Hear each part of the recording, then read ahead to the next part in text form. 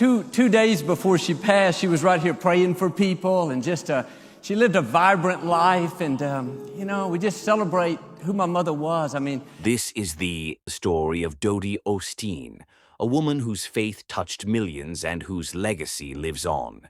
In August 2025, Joel Osteen shared a heartfelt tribute to his beloved mother, Dodie Osteen, who lived an extraordinary 91 years. This is not just a story of loss, it's a story of faith, love, and a life fully lived. Joel began his tribute with gratitude for his mother's long, vibrant life. Joel admitted he didn't even know where to start describing her because so many knew her as an amazing, loving woman. She had once said she wanted to live into her 90s, and she did. But she didn't just make it through, she lived vibrantly. In fact, just a year earlier, Joel had celebrated her 90th birthday at Lakewood Church. Joel smiled as he remembered how strong she was at 90. For years, every Monday night, he and his mother would have dinner together at Cleburne Cafeteria, right across the street from the church. She was proud of her children, sometimes even more than they deserved, Joel joked. When Joel's father passed away and he stepped into leadership at Lakewood, his mother's support never wavered. That loyalty, Joel believes, helped shape everything Lakewood Church became. Then came her final days. Just a week before she passed, Joel had dinner with her. 6 days later, his sister called to say their mom wasn't feeling well. Joel phoned her that evening. She told him she was fighting a little bit of nausea. Having seen her beat cancer 3 times and recover from surgeries, he thought it was just another fight.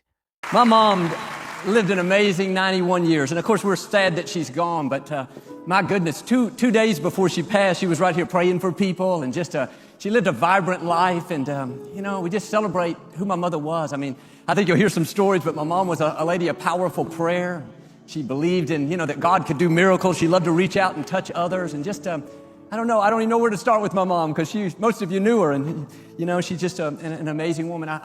I was reviewing some of the footage for tonight's event, and there's a couple clips I wanted to show you because I thought they were kind of significant. So she spoke here, I think, in 2012. Take a look at this clip if you would.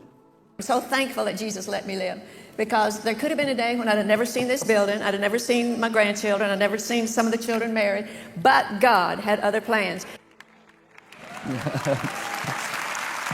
She went on to say, they didn't show you the whole clip, but she went on to say, is that the one? She went on to say she wanted to live into her 90s, and you know what? God gave her the desires of her heart, and she lived, and she didn't, she just didn't make it through. She lived vibrantly. But a couple of years ago, we celebrated her 90th birthday here on the platform. I wanted you to see that as well. 90 years old. I think the main thing that I've learned is to love people, because people are hurting. And, we don't know what somebody else is going through, but if you love them, if you give them a smile, if you give them a hug, that's about all you can do. And I remember when we started to marry, I said, John, I can't do what other pastors' wives do. I don't sing, I don't play the piano, I don't speak. He said, I'm not marrying you for that, Dodie. He said, I'm marrying you to love me. So I just made up my mind when we started pastoring, when I was 22 or 3, just to love people. That's all I could do, was to love people. And you know what? It worked. So just try it. I love that. You think about, though, 90 years old, she's still just so strong. And, my mom, last 4 or 5 years, every Monday night we would go to dinner together, and my mom liked to go to Cleburne Cafeterias right across the street. I see my friend George that owns it, and just beautiful people over there. But my mom was very proud of her children, and she thought we were all great, a lot greater than we were. But we'd go to the cafeteria on Monday nights, and she'd tell me every time we pull in, she said, Joel, every time we come in here, everybody looks at you, and they all know you, and they all start. I'm not being overly humble, but half the people in there did not know who I was. But my point is my mother believed in you. And, I love the fact that even I was talking earlier to Pastor Jensen when my dad transitioned and, went to be with the Lord, and, we took over Lakewood, Victoria and I, along with, my whole family. But I remember one thing is my mom, I'd say, Mama, we're thinking about doing this or doing that. You know what our answer always was? Joel, whatever you feel like God's telling you to do, you do it, and I'll get behind you. I don't think we'd be where we are today if my mom hadn't been so loyal and so just supportive and just behind her children. So I honor my mom, and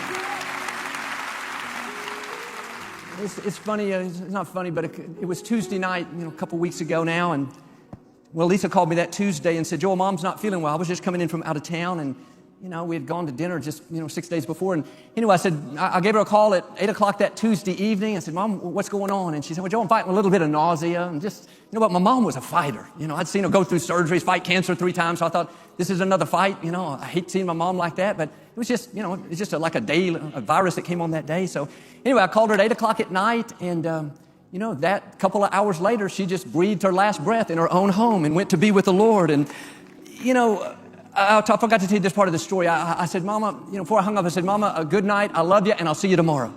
She said, Joel, good night. I love you too. And never dreaming that would be the last words I'd ever speak to my mom. But I told the church Sunday, losing a loved one's never easy, but it makes it a lot less difficult when you have no regrets. When people know that you love them. I know my mom I know she knew I loved her, and I know, that she loved me. And I think one thing we can take from my mom's life is, life can be short. There's no guarantee. It's too short to let petty things pull us apart. Take time for the people God's given you in your life to love, and, make the most of it and cherish those memories. And let's believe that you're going to see the goodness of God in your family as well. But we're so honored to have you all here. I see so many longtime friends, and just my mom would be so proud tonight. But thank you. You've honored us by coming tonight. Dodie Osteen's story is more than just the legacy of a pastor's wife. It's the testimony of a life poured out in love and faith. And that is something worth celebrating.